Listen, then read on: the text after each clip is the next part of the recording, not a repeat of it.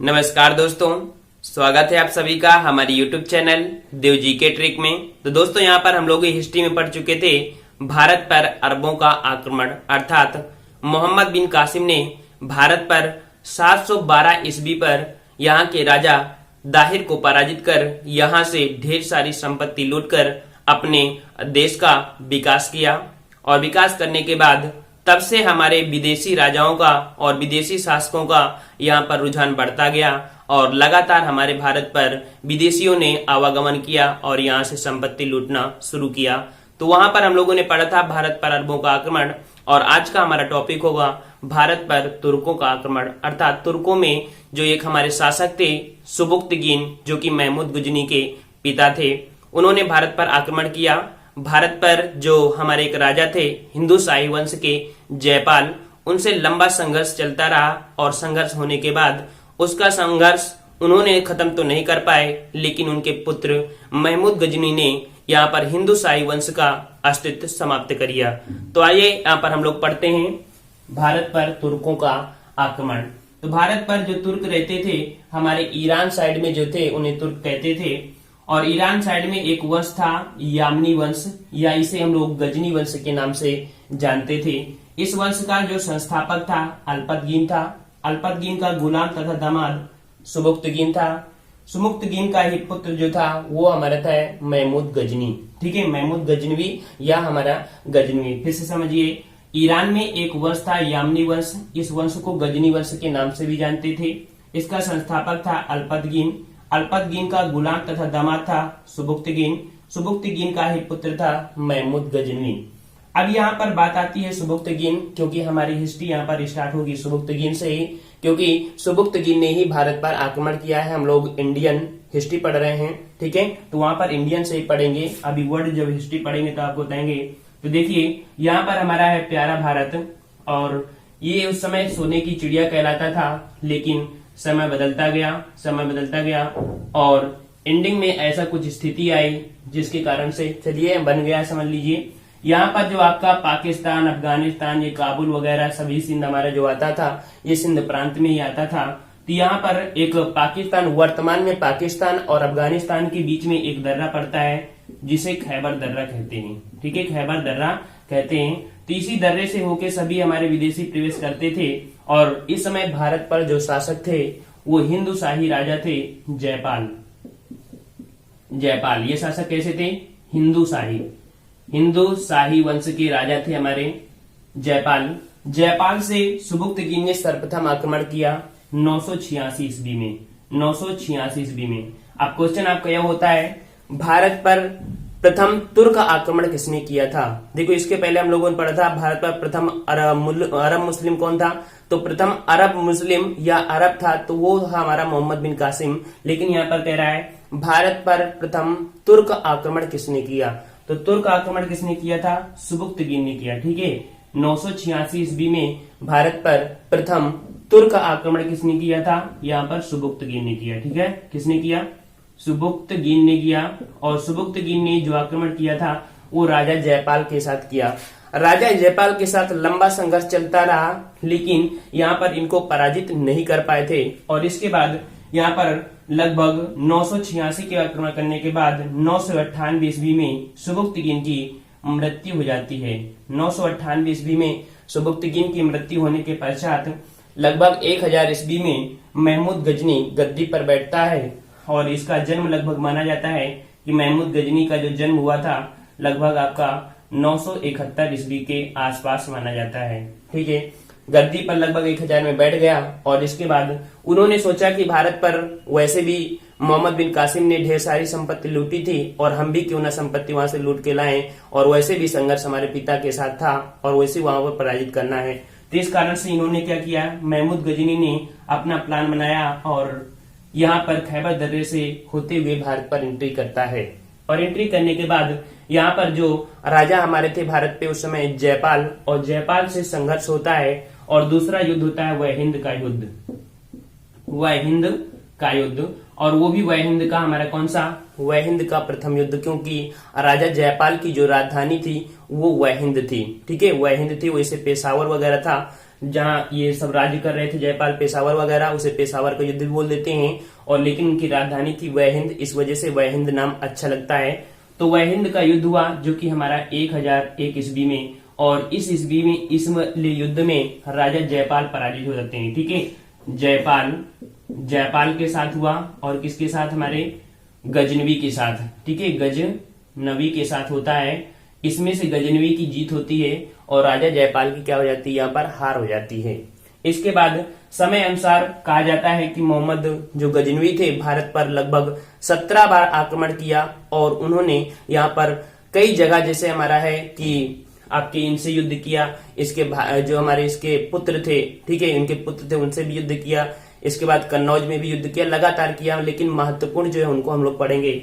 यहाँ पर दूसरा आता है युद्ध वहिंद का सेकंड युद्ध। वहिंद का सेकंड युद्ध पढ़ना है। और वहिंद का सेकंड युद्ध जो राजा जयपाल के हमारे पुत्र थे, ठीक है, राजा जयपाल के जो पुत्र थे उनका नाम था आनंदपाल। आनंदपाल, तो आनंदपाल से युद्ध होता है और यहाँ पर भी गजनवी करते हैं, अर्थात गजनवी और आनंदपाल के बीच युद्ध होता है, जिसमें यहाँ पर आनंदपाल को भी पराजित होना पड़ता है और इसमें भी महमूद गजनी जीत जाता है। इस प्रकार से दो आपके ये हमारे हुए। वैसे आपके ढेर सारे हैं, जैसे आपका कांगड़ा जो कि आपके पड़ता है, कांगड़ा आपका हिमाचल प्रदेश में, वहां पर भी उन्होंने युद्ध किया था। और इसके बाद कन्नौज में भी युद्ध किया था और इन्होंने खूब मूर्तियां तोड़ी थी, इसलिए मूर्ति भंजन के नाम से भी इन्हें जाना जाता है। और महमूद गजनी वास्तविकता में देखा जाए तो भारत से एक संपत्ति लूटने के उद्देश्य से आया था, एक डाकू के नाम से ये प्रसिद्ध था अपने भारत में। अब बात आती है सबसे महत्वपूर्ण आक्रमण जो कि महमूद गजनी का है, वो 1025 ईस्वी में सोमनाथ पर आक्रमण। तो देखते हैं यहाँ पर गुजरात के कठियावाड़ जिले में, ठीक है, कहां पर है, कठियावाड़ा जिले में गुजरात के पास एक हमारा मंदिर है, सोमनाथ का मंदिर।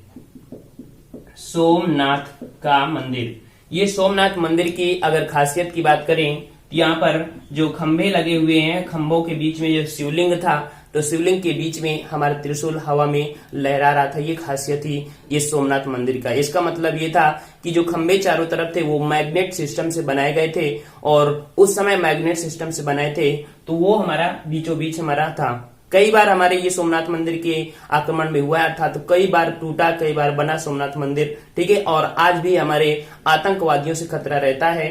जैसे भी हमारा शिवरात्रि आती है तो वहां पर सिक्योरिटी लगा दी जाती है ताकि वहां पर विदेशी लोग आक्रमण न कर पाए, अर्थात आतंकवादी वहां पर आक्रमण न कर पाए।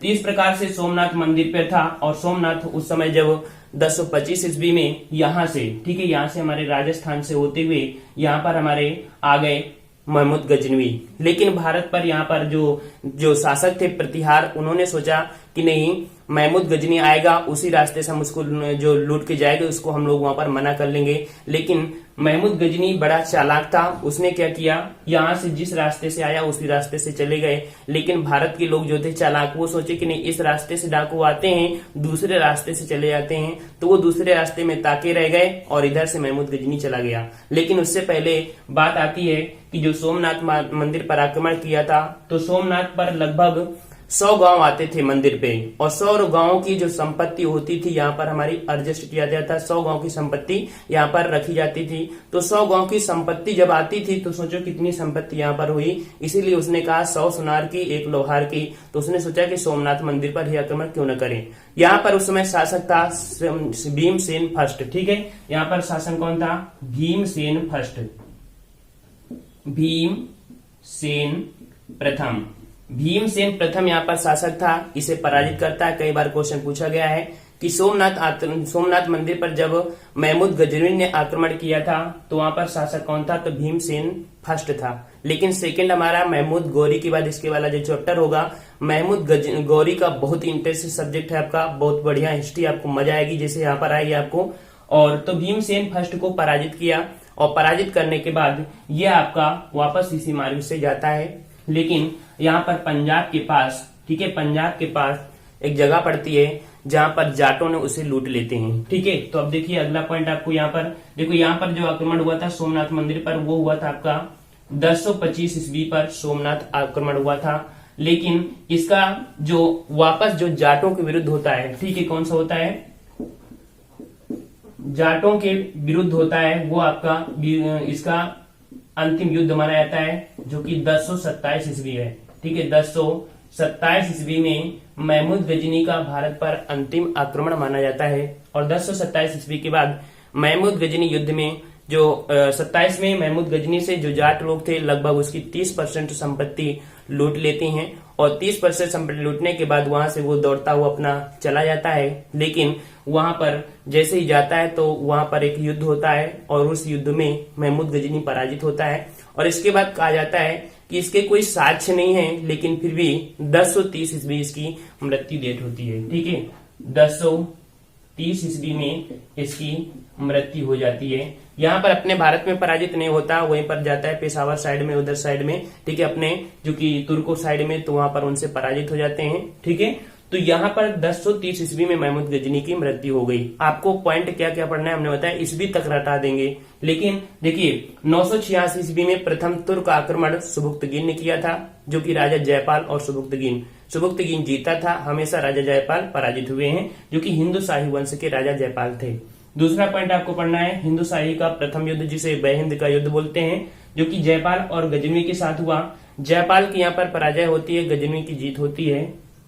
अगला महत्वपूर्ण है जो कि जयपाल के जो पुत्र थे आनंदपाल, उनसे युद्ध होता है। आनंदपाल को पराजित करते हैं, महमूद गजनी की जीत होती है। यहाँ पर सोमनाथ मंदिर पर आक्रमण याद रखना है कि 1025 ईस्वी में हुआ था, और 1025 ईस्वी के समय यहाँ पर शासक थे जो कि हमारे भीमसेन प्रथम थे। इनको पराजित करने के बाद यहाँ से ढेर सारी संपत्ति लूट के ले जाते हैं, लेकिन रास्ते में जब जाते हैं तो जाट लोग क्या करते हैं, उनकी संपत्ति का लगभग 30% लूट लेते हैं। और इस प्रकार से भारत पर अंतिम आक्रमण जो कि 1027 ईस्वी में महमूद गजनी द्वारा होता है, और इसमें से उसकी लगभग 30% संपत्ति लूट जाती है। और इसके बाद उसका एक युद्ध में हार होती है, और युद्ध में हार होने के बाद अपने साइड नहीं है, वो विदेशों साइड में है। और इसके बाद उसकी वहीं पर मृत्यु, वहां पर हारने के बाद फिर इसकी मृत्यु कब होती है वो आपकी दिखाई गई है 1030 ईस्वी में लगभग। उसकी कोई साक्ष्य नहीं है, लेकिन 1030 ईस्वी की मृत्यु मानी जाती है। इतने ये पॉइंट थे, लेकिन इससे जुड़े हमारे और कुछ पॉइंट होते हैं कि जैसे कि इसके साथ कुछ हमारे महत्वपूर्ण हमारे लेखक, कुछ हमारे कवि, कुछ इनके दरबारी थे, जिन्हें बहुत ही एग्जाम में पूछा जाता है। तो वहां पर समझ लेते हैं वो 4-5 पॉइंट। चलिए यहाँ पर देखते हैं, जो कि हमारे कुछ हमने बताया कि इनके दरबार में इतिहासकार रहते थे। तो हमारे अलबरूनी, कुतुबी, फिरदौसी। ठीक है, यहाँ पर आपको दिख नहीं रहा होगा, यहाँ पर देखते ही यहाँ पर है अलबरूनी, कुतुबी, और दूसरे हमारे कौन है, फिरदौसी। ये 3 हमारे इनके दरबारी थे, और इन दरबारी में इनकी पुस्तक पूछी जाती है। जैसे कि अलबरूनी की पुस्तक कौन थी, तो अलबरूनी की पुस्तक थी किताब ए हिंद। ठीक है, किताबुल ए हिंद, जो कि 11वीं शताब्दी में आपसे क्वेश्चन पूछा जाता है कि 11वीं शताब्दी को दर्शाने वाली हमारी भारत की पुस्तक हमारी कौन थी, तो हमारी ये पुस्तक है जो कि आपकी है अलबरूनी। ठीक है, अलबरूनी द्वारा पुस्तक लिखी गई है किताबुल ए हिंद। और इसके बाद आपका दिया, इसका नाम दूसरा भी एक है। ठीक है, यहाँ पर उतवी, और उतवी ने लिखा था तारीख ए मोमनी, और फिरदौसी ने लिखा था शाहनामा, जो आपकी सबसे ज्यादा आपकी बुक पूछी गई है। फिरदौसी किसने लिखा है, शाहनामा। ठीक है, तो यहाँ पर किताबुल ए हिंद या भारत का तोतीय संबंधी जो हमारा होता है उससे नहीं लेना है। यहाँ पर किताबुल ए हिंद अर्थात 11वीं शताब्दी को दर्शाने वाली जो हमारी पुस्तक थी आपकी किताबुल ए हिंद थी। और इसके बाद एक पॉइंट होता है कि जो अलबरूनी थे, तो पहले ऐसे हमारे एक कवि थे जिन्होंने क्या किया था कि संस्कृत का ज्ञाता भी माना जाता है। ये हमारे लगभग सभी चीजों के ज्ञाता थे, संस्कृत के हमारे ज्ञाता थे हमारे कौन, किताबुल ए हिंद।